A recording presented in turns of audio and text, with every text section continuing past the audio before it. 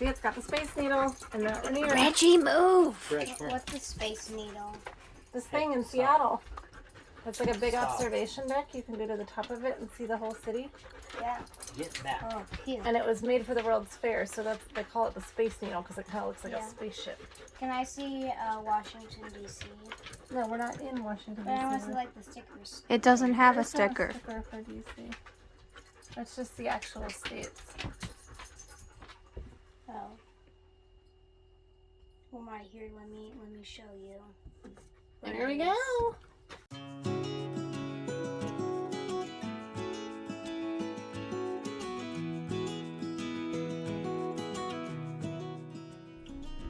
On this week's episode, we traveled from the beautiful Coeur d'Alene area to Anacortes, Washington.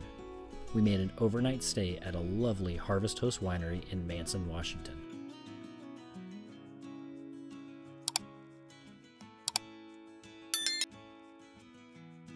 It was a little off the beaten path, but well worth it. The people were friendly, the food was great, and the views were unbeatable. The Harvest Host we stayed at was actually in the reception parking lot of a local winery. If you are a wine person, the Manson area, and specifically Amos Vineyards, is highly recommended. So we're here at Amos Vineyards. Harvest Host. Yep, this is the Echo. So the story behind this is the winemaker's kids like yelling in the stainless steel barrels that it sets in apparently, and hearing the echo back, so he named it the Estate Echo. It's pretty good. It's the first. All the grapes are right here on the estate too. That's why it's the Estate Echo. It's a red blend. Yep. So all the ones that we've had thus far have been a white or rosé. This is our first red, and all of them have been pretty good. And I'm not really a wine drinker. Yeah. When we got here, Brandon asked for a beer. This one's good. It's not my favorite, but it's good. It's drinkable. So I'm sure there's hints of one of them called for the hints were crushed gravel. Don't know how that happens. Sonny said, what do they do? Just take handfuls of the road out there and then just compare it. I don't know. White pepper, that's another fun hint that I didn't know was in wine. Well, it tastes like that. I don't know that it's in it. It just tastes like that. That's what I said. It's a note. Yes. That's in it. So if you're a sommelier, where do you get these flavors from? Yeah, such a weird. Dirt, gravel, Is it the smell? Pepper. pepper. No, I do like peppery wines, so I actually do like that. I like the ones that taste like fruit. So the Riesling was really good. Was that the one that I described tasted like a Granny Smith apple? Yes. Yeah, it was like a Granny Smith apple, and the owner's wife told him he needed to make more sweet wines because they run more dry. I actually don't find them to be overly dry. I'm not a huge fan of like super dry wines like Chardonnay, but I really like all of these. So I would not call them super dry, but they are drier than like a sweet dessert wine. The owner's wife told him to make Riesling so that there would be a sweet one. There's a Gruner grape, which is, I guess, kind of rare, and they have 4 different varietals of that, like stainless and sandstone jars. And what I like, it's beautiful views, and they've told us a lot about the wines too, so we've learned a lot, which has been interesting. And they have the whole tasting menu. I prefer tastings like that over when you go to a winery and they just ask what you want, because I want to taste their best, and I feel like we're getting a really good variety of. Don't know if it's their best, but wines. It's good. So good. There's a beautiful lawn area too, so yeah, it's a lovely day out here overlooking a lake. So I love a beautiful view to look at while I'm drinking wine. It's got this. Looking out there, she can just look to her right. Oh, that's true. I do have this beautiful view. All right, so yeah, that's Amos Vineyards. Probably Amos. Amos sounds a little odd. Amos Rome. I don't know. Whatever. It's that. Delicious. That is not a QR code. That's their logo. It's kind of cool, but it looks like a QR code a little bit. So anyway, that's where we're at.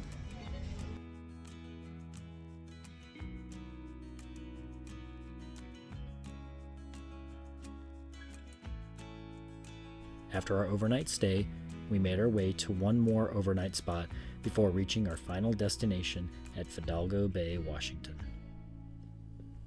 What do you think, Reg? What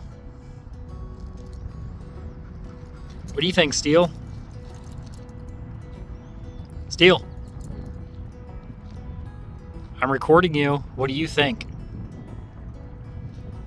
Oh, you just want to be a butthead? Got it. That's unfortunate.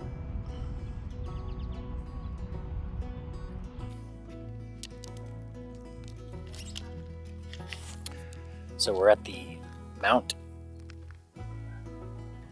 Erie Overlook Park. I think it's a park.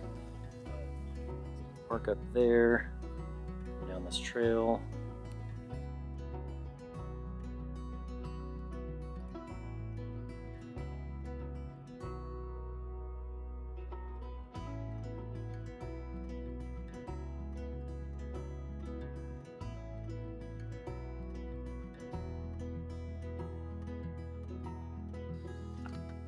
You end up, there's an overlook right down over here.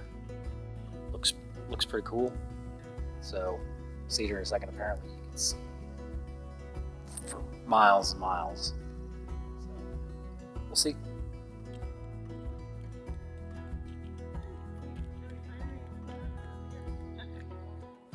Kids found a path down to, looks like a much better lookout, so we're gonna try that. Apparently it's past the rocks over here, there's a little statue thing. You can walk past and there's a trail that leads down to where they are.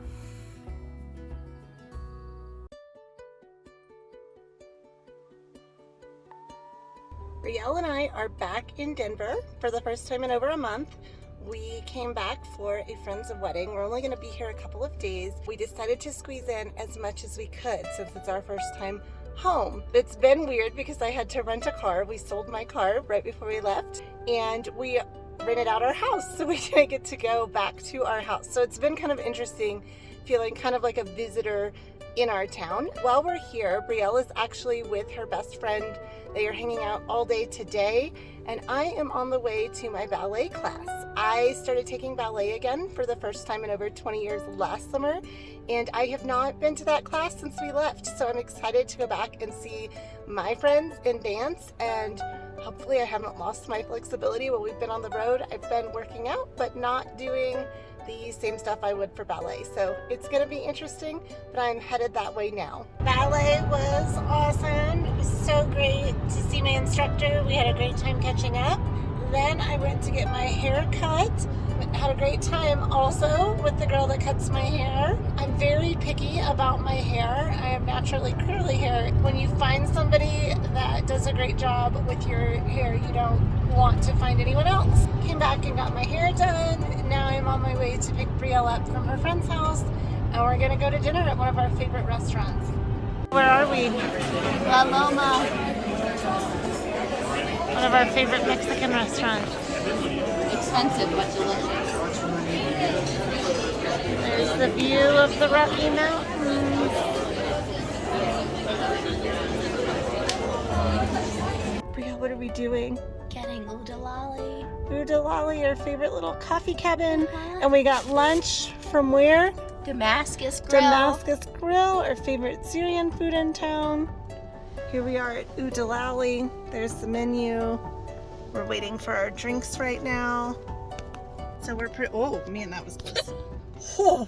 So we are excited. We're doing our best of Castle Rock, Colorado today. We went to our favorite Mexican restaurant last night. We went shopping for attire for the wedding because She took me shopping. I took her shopping. She doesn't do that. We had no formal clothes in the RV, so we went shopping. We went to Ulta because somebody had a gift card. So yeah, we're doing all of our favorite things. Aren't we having fun? Mm-hmm.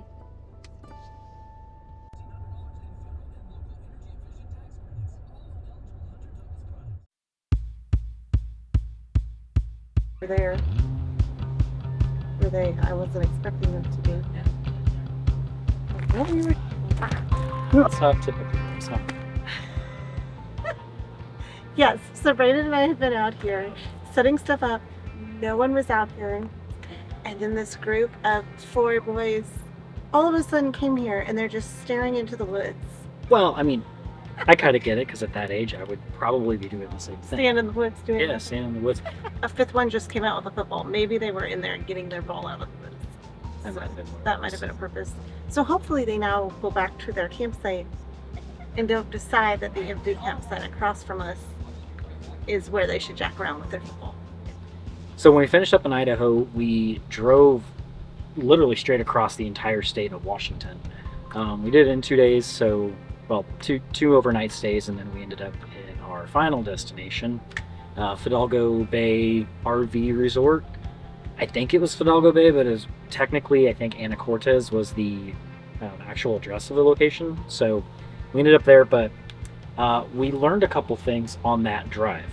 Well, I guess we learned a couple things after that drive. We didn't learn them on the drive, but after that drive, we have learned that the placement of the GoPro is vitally important for footage, especially when there's rain coming down. So what happened was the location of the GoPro, we put it in the passenger side top window of the windshield, basically. That way it's easy for me to turn it off and on when we see something we think would be cool. Yep, and but the problem was it was pretty much raining the entire stretch. It was like a drizzly, yeah, Washington. It's like a drizzly rain, so it just kind of never stopped. It was just constant. It wasn't a downpour. It was just a general rain. Where the wipers come across the windshield, and you'll see this in the footage I'm going to show here. The wipers would clean the water off, but then we would have all of this water on the edge here. So it kind of made the GoPro footage unusable. We did get some cool footage. Sunny shot some out the window. We were driving at 55, 60 miles an hour. So I was kind of doing So it was a little shaky, and it was fast. But there was trees and yeah, there's trees and fog.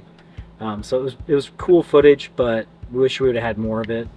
So I will say, well, Washington is beautiful to drive through, but what we encountered, we had planned to stop in Leavenworth, which is this like Bavarian village in the mountains, and I guess at Christmas time it's really cool too. But Brandon had been feeling sick and was dealing with some equilibrium issues and nausea and Yeah, actually, so in Idaho, a couple days before we left, I got some antibiotics. I actually had a really bad ear infection, and I still feel a little bit of the effects, and this is 2 months later. Not quite well, I guess it is about 2 months later, but it still affects me a little bit. But it was really, really bad for about 3 weeks too. Yeah, I was going to say, it was at least a few weeks, and I thought once he went on the antibiotic, he'd be fine. He had been on a business trip where he had flown shortly before we left Idaho, and so I thought maybe the changing pressure had messed up his ear, but figured we would be fine going across Washington. And the downside, this is something that we've probably mentioned in the past, but it's really important that all the licensed drivers in the family can drive your rig and your setup if need be, because we discovered with the equilibrium issues and the things he was dealing with that driving across an entire state was challenging for him, and me driving in the rain and winding roads is and always has been challenging for me. So typically I drive in the flat stretches and on nice days. So it was either dealing with my equilibrium issues or dealing with Sunny's equilibrium issue or vertigo issues. Mine, yeah, so I get vertigo when I'm around heights. So that's something we discovered last summer, that my fear of heights has translated into pretty significant vertigo. And so driving in the mountains is not something that I feel safe doing, but also he was so foggy in his head that he was having the same issue. So we had to stop several times. We did not stop in Leavenworth because we were halfway through before he realized that's where I was just so hyper focused on keeping the truck and trailer straight and making sure that if there was a stoplight and it was red, that I slowed and stopped for it. That was difficult enough. So yeah, it was kind of an unsafe trip, but we did make it. No issues. But then the reason we don't have more footage of all of us was because of this trip back to Denver that Brielle and I had planned. A little word of advice: if you know you're going to be doing something like that, allow for that in your route planning. We really did not. So Brielle and I got about a day and a half, 2 days in Fidalgo Bay because there was an event going on there that we didn't know about, and we had to leave the day after she and I arrived back to, we flew into Seattle from Denver. What was going on there? You found out a little more about it. So it was the Samish elders, tribal leaders, all gathered for an annual event. They smoke salmon, and of course that's what you do when you're in northern Washington. But yeah, they smoke salmon, and they have basically a big party all weekend. But they also do a lot of cool things for the kids. One of the things was they'll stretch material over to make a drum and things like that. So it's unfortunate we had to leave, because I think that the kids really would have had a blast with something like that.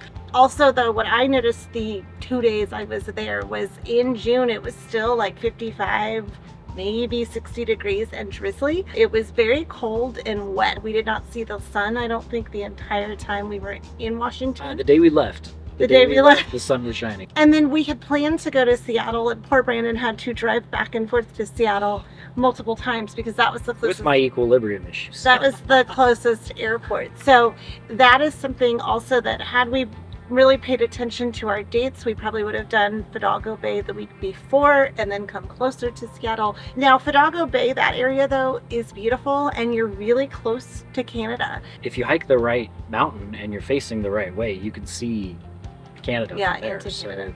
So the scenery up there might have been the prettiest spot we've been thus far, just kind of generally speaking. Now between the campsite and the location to stuff and things like that, it's not my favorite location that we've been to, but the views, that's probably been the most epic thus far that you all have seen, at least. No spoilers on that one, but yeah, it's a really, really cool location. Highly recommend. There's a couple state parks right there. We went to one maybe 10 minutes from our campsite called Mount Erie Overlook. But it's a state park area. The whole area is just kind of open. You got stairs down to an awesome overlook. The kids actually found a really cool overlook with a little trail and everything. So we spent, a good hour, maybe more, at that spot, just because it's pretty epic. But Yeah, the views are very unlike anything that we had seen so far on this trip. So we've been in the Pacific Northwest now for a little while, and I love how scenic it is everywhere that we've really gone. But yeah, I would definitely go back to Washington again.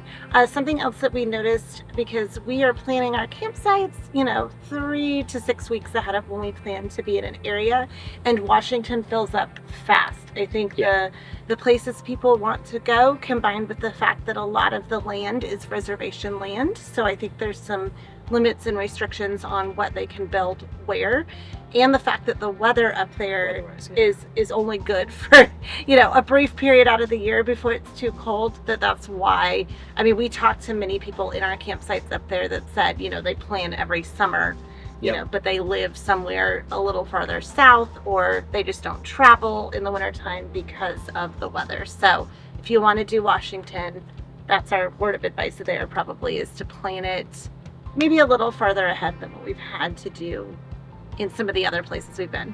Also, we mentioned Seattle a lot in this video because that happened around the same time, and that's what we'll be showing you next week. We did some really fun things while we were there, so make sure to tune in for that. Also, if you haven't seen our camper tour yet, we do have that video up now too, so if you want to see what we're living in while we're going all these places. It's our most popular video thus far, by far.